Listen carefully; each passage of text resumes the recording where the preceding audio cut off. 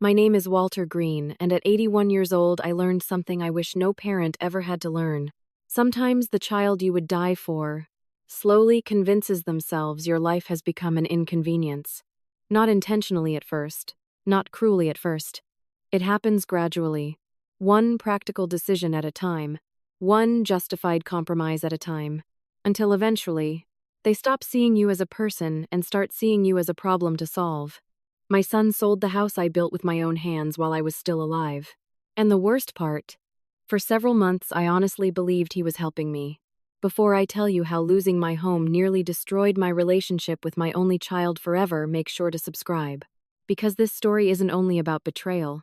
It's about what happens when love slowly gets replaced by convenience. I was born in rural Tennessee in 1945. Back then life was simple. Hard, but simple. My father worked construction. My mother cleaned houses. And from the time I was 14 years old, I understood one thing very clearly. If you wanted security in life, you built it yourself. So that's exactly what I did. At 26, I bought 2 acres of land outside Nashville. Back then, it was mostly empty fields and gravel roads. People laughed at the location. Too isolated. Too undeveloped. But I saw potential. Over the next 5 years, I built my house almost entirely myself. Weekends, late nights, summer heat, winter cold. Every wall inside that house carried memories of sacrifice. I remember holding my infant son Michael while paint dried in the nursery. I remember my wife Linda planting roses near the porch the first spring after we moved in. I remember Christmas mornings with wrapping paper covering hardwood floors I installed myself. That house wasn't just property. It was proof that ordinary people could build something meaningful through persistence. Then Linda died. Breast cancer. 23 years ago. After that, the house became quieter. But it still felt alive because every corner held pieces of her. Her piano near the fireplace. Her recipe cards inside kitchen drawers. The wind chimes she loved hanging beside the porch. Losing a spouse after 46 years of marriage changes you permanently. Part of you never fully returns. Still, I managed. I gardened, attended church, went fishing occasionally, saw friends, and most importantly, I stayed independent. That mattered deeply to me. Michael visited often after Linda died. At first, our relationship actually improved. He worried about me constantly, especially after I turned 78. Then came my fall. One bad fall, changing a person's life, sounds dramatic until it happens to you. I slipped while cleaning gutters, broken ribs, concussion, weeks in rehabilitation, and suddenly everyone around me started discussing my future differently. Safer living arrangements, medical supervision, practicality. I understood their concerns. I truly did. But I also noticed something unsettling. Nobody asked what I wanted anymore. Conversations became about me instead of with me. That distinction matters more than younger people realize. Eventually, Michael sat beside my hospital bed and gently suggested temporary assisted living. Just until you recover fully, he promised. Temporary. That word became important later. I resisted initially. Hard, but after weeks of pressure from doctors, social workers, and Michael, I agreed. Honestly, part of me was simply exhausted. The nursing facility itself wasn't terrible. Clean rooms, decent staff, organized routines. But emotionally, it felt like waiting. Waiting for meals, waiting for medications, waiting for visitors, waiting for life to shrink smaller and smaller every month. That's the part people don't understand about losing independence. The loneliness isn't only physical, it's existential. You begin feeling like your real life already ended and nobody informed you officially. Michael visited regularly at first, every Sunday, then every other Sunday, then occasionally, always rushed, always distracted. Work calls, schedules, deadlines. At first, I told myself not to be selfish. He had responsibilities, children, career pressure, modern life. But deep down, I missed my son terribly. One afternoon during physical therapy, another resident asked me, "So what happened to your house?" I smiled proudly. "My son's taking care of it while I recover." At the time, I believed that completely. About 4 months into assisted living, strange things started happening. Mail stopped arriving consistently. Bank statements disappeared. Utility notifications changed.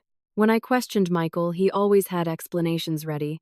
administrative updates, temporary forwarding, account simplification, simplification, another dangerous word families use when taking control away from elderly relatives. Then came Thanksgiving. Michael arrived unusually nervous that year, distracted, barely making eye contact. At one point during dinner inside the facility cafeteria, I asked casually, "How's the house holding up?" And for just 1 second, his expression changed. Tiny brief, but enough. Guilt. Real guilt. My stomach tightened immediately. That night after he left, I barely slept. Old age sharpens intuition in strange ways. You begin recognizing emotional shifts faster because words matter less than energy. The next morning, I called my neighbor Frank directly. Frank hesitated strangely when I mentioned the house. Then finally, very quietly, he said, "Walter, I thought you knew." "Knew what?" Silence. "Then Michael sold the property 3 months ago." I genuinely thought I misheard him. Sold my house. 3 months earlier. Without telling me. I physically felt sick. Actually sick. Hands shaking. Chest tight. For several minutes I couldn't even process the sentence emotionally. The house. Linda's roses. My workshop. Our memories. Gone, and nobody told me. That evening I confronted Michael over the phone. At first he denied it instinctively. Then came excuses. Then justifications. Finally the truth spilled out. The maintenance costs were high. Property taxes increased. The market was favorable. He believed I would never realistically return home. Never realistically return home. That sentence broke something inside me. Not because of the sale itself. Because my son had quietly decided my life was already over without ever discussing it honestly with me. I remember whispering only one question. "How could you do this without asking me?" And Michael answered with a sentence I will never forget. "I was trying to do what made sense." Sense. Practicality. Efficiency. Interesting how often love disappears behind those words. Over the next several weeks, I sank into a depression deeper than anything I experienced even after Linda died. Because grief over death feels natural. This felt different. It felt like erasure. As though my existence had become inconvenient enough for someone else to start dismantling it while I was still alive. Then came another horrifying discovery. Michael hadn't only sold the property. He sold many of Linda's belongings, too. Furniture, tools, family keepsakes. Even the porch swing where Linda and I drank coffee every morning for nearly 20 years. Gone. I stopped eating properly after that. The nursing staff noticed immediately. One nurse named Elena became especially concerned. She sat beside me one evening and quietly asked, "Do you feel like people stopped seeing you as a person?" I started crying instantly. Not dramatic crying. The exhausted kind. Because finally, someone understood. Elena encouraged me to contact an elder law attorney. At first, I resisted. I didn't want legal war with my own son. But eventually, reality became unavoidable. The house had legally remained under my name. Michael used power of attorney privileges improperly during the transaction. The attorney's face darkened, immediately reviewing documents. "What your son did may constitute elder financial exploitation." Hearing those words physically hurt. Exploitation. Not misunderstanding. Not family conflict. Exploitation. The confrontation happened 2 weeks later. Michael arrived, expecting another emotional conversation. Instead, he walked into a conference room containing attorneys, financial documents, and evidence. I'll never forget his face. Shock first, then fear, then shame. Real shame, for the first time since Linda died. My son looked like a little boy again. At first, he defended himself desperately. I was overwhelmed. I thought Dad would never live independently again. I needed to protect his finances. But eventually, the truth emerged underneath everything else.